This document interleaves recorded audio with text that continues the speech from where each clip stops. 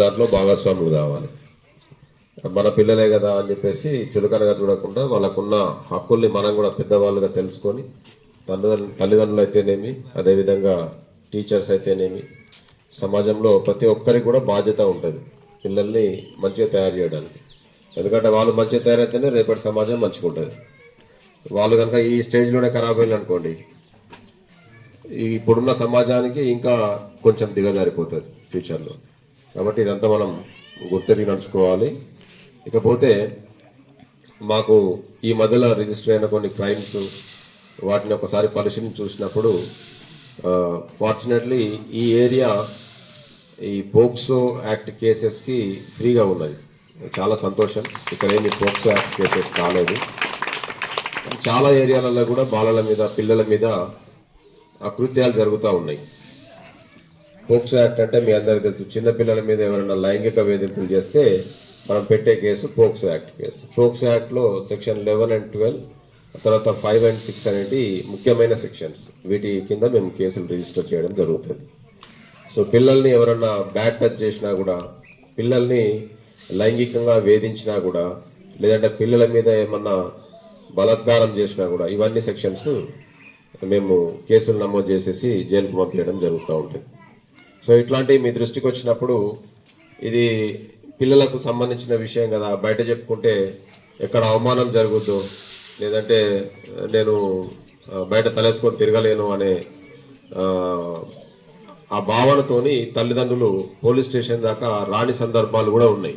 కానీ అది చాలా డేంజర్. అది మీరు ఇవాళ మన పాపకు జరిగింది కదా అని చెప్పేసి మీరు బయటకు వచ్చి చెప్పుకోకుంటే రేపు వాడు ఇంకొక ఇలాంటి బలాత్కారం చేసే అవకాశం ఉంటుంది. కాబట్టి ధైర్యంగా ముందుకు వచ్చి చెప్పుకోవాలి. దీంట్లో ఉన్న ఒక మంచి గుణం ఏంటంటే ఈ యాక్ట్ ప్రకారము మీరు ఎవరైతే పోలీస్ స్టేషన్కి వస్తారో మీకు మొత్తం కూడా చైల్డ్ ఫ్రెండ్లీగా ఉంటుంది పోలీస్ స్టేషన్. మీరు వచ్చినప్పుడు మేము యూనిఫామ్లో ఉండం ఈ కేసులలో మీరు మా దగ్గరికి వస్తే. అదేవిధంగా మీకు పోలీస్ వాతావరణం కూడా ఎక్కడ కూడా కనిపించదు. అదేవిధంగా నేను ఏదైతే ఎస్ఐనో సిఐనో నేను ఉంటా కదా, నా డిజిగ్నేషన్ కూడా మారిపోతుంది. ఈవెన్ నన్ను చైల్డ్ వెల్ఫేర్ ఆఫీసర్ అంటారు మీరు మా దగ్గరికి బాలల్ని పట్టుకొని వచ్చినప్పుడు. సో మొత్తం పోలీస్ స్టేషన్ వాతావరణం అంతా కూడా చేంజ్ అయిపోతుంది. అదేవిధంగా అక్కడ ఉన్న అధికారి కూడా వాళ్ళకు ఫ్రెండ్లీగా మాట్లాడతారు. తర్వాత పిల్లల ఇన్ఫర్మేషన్ ఏదైతే ఉంటుందో వాళ్ళకు సంబంధించిన పేరు కానీ, వివరాలు కానీ, వాళ్ళ డీటెయిల్స్, తల్లిదండ్రుల పేరు కానీ, గ్రామం కానీ ఎక్కడ కూడా మెన్షన్ చేయం. ఫైల్లో, కోర్టుకు పంపించే ఫైల్లో కూడా మేము ఎక్కడ కూడా మెన్షన్ చేయం. వాళ్ళ పేర్లు, వివరాలు అవన్నీ గోప్యంగా సీల్డ్ కవర్లో కోర్టుకు పంపించడం జరుగుతుంది. అన్ని జాగ్రత్తలు తీసుకుంటున్నాం. ఎందుకంటే ఇక్కడ విక్టిమ్ ఐడెంటిటీ అనేది డిస్క్లోజ్ కావద్దు. వ్యక్తికి, ఈ పిల్లోడికి సంబంధించినవి కానీ, అమ్మాయికి సంబంధించినవి కానీ, వాళ్ళ డీటెయిల్స్, పేరు, వివరాలు, తండ్రి పేరు, ఊరు పేరు, ఇట్లాంటి ఎక్కడ కూడా బయటికి రావద్దు అని చెప్పేసి గైడ్ లైన్స్ ఉన్నాయి. కాబట్టి దాని ప్రకారం మేము అవి ఎక్కడ కూడా బయటికి రాకుండా జాగ్రత్త పడతాం. తర్వాత ప్రెస్ మీట్లలో కూడా మేము పేర్లు చెప్పకూడదు. అదేవిధంగా మీడియా వాళ్ళకు కూడా గైడ్ లైన్స్ ఉన్నాయి. మీడియా వాళ్ళు కూడా ఏ పేపర్లో కూడా పేర్లు కానీ, వివరాలు కానీ, వాళ్ళ గ్రామానికి సంబంధించిన పేరు కానీ, అంటే విక్టిమ్ ఐడెంటిటీ తెలియజేసే ఏ వివరాలను కూడా పేపర్లో రాయకూడదు. ఒకవేళ రాస్తే పేపర్ల మీద కూడా యాక్షన్ తీసుకుంటారు. సో ఇన్ని హక్కులు ఉన్నాయి. ఇవన్నీ మనము తెలుసుకొని ధైర్యంగా ముందుకొచ్చి పిల్లల మీద ఏమన్నా ఇట్లాంటి అఘాయిత్యాలు జరిగినప్పుడు, ఎవరైనా మిస్బిహేవ్ చేసినా కూడా ధైర్యంగా ముందుకొచ్చి చెప్పుకునే పరిస్థితి మీకు ఉన్నదని చెప్పి తెలియజేయడం. అదేవిధంగా బాల్య వివాహాల గురించి చెప్పమన్నారు. బాల్య వివాహాలు మీ అందరికీ తెలుసు, చాలా వరకు తగ్గినాయి. ఇంత పూర్వంతో పోల్చుకుంటే ఇప్పుడు తగ్గినాయి. కానీ అక్కడక్కడ అయినా కూడా మనం చూస్తూ ఉన్నాం. బాల్య వివాహం అనేది అదొక సామాజిక రుగ్మత. దాంట్లో మీరు పాలు పంచుకోరనే అనుకుంటున్నా. ఇక్కడ నుంచి అలాంటివి కూడా మా నోటీస్కి ఏం రాలేదు. ఒకవేళ మీకు చెప్పాలి కాబట్టి చెప్తున్నా, బాల్య వివాహాలు ఎవరన్నా చేసినా, బాల్య వివాహం జరిగే స్థలంలో మీరు సాక్షులుగా ఉన్నా, లేదంటే మీరు ఆ పెళ్లి అటెండ్ చేసినా, తర్వాత ఆ పెళ్లి నిర్వహించిన పూజారి కావచ్చు, మంత్రాలు చదవడానికి వస్తారు కదా పూజారులు కావచ్చు, పెద్దలు కావచ్చు, అందరి మీద కేసు చేయడం జరుగుతుంది. అందరూ కూడా శిక్షార్హులే.